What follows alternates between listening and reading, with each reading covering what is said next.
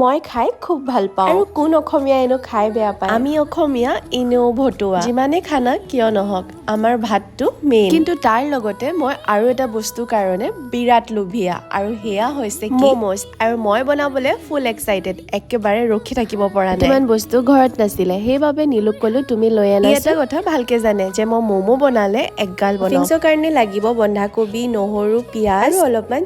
চিকেনটো বইল কৰি অকমানিকে উলিয়াই ললেই হ'ল আৰু হাড়গিডাল থৈ দিব লাগে হেয়া চুপত ইউজ হ'ব ষ্টাফিংছটো বনাবলৈ কেৰাহীত তেল অকমান দি গোটেইখিনি 1-2 মিনিট মান ফ্ৰাই কৰি ল'ব লাগে তাতে নিমখ আৰু জালুক দি দিব লাগে 2 মিনিট ফ্ৰাই কৰাৰ পাছত নমাই ঠাণ্ডা কৰি থৈ দিব লাগে তাৰ পৰা বনাবলৈ বিলাহী আৰু শুকান জলকীয়া পানীত অলপমান বইল কৰিব লাগে যেতিয়া বইল হৈ যায় তাৰ পৰা কেৰাহী এখনত তেল দি বিলাহী জলকীয়া নহৰু দি ফ্ৰাই কৰি ভিনেগাৰ অলপমান দি মিক্সাৰ গ্ৰাইণ্ডাৰত পিচি দিলে মমোটো বনিব ময়দায়ে দি তোমালোকো ফালে মমো এক প্লেট কিমান লয় বাৰু জনাবা দেই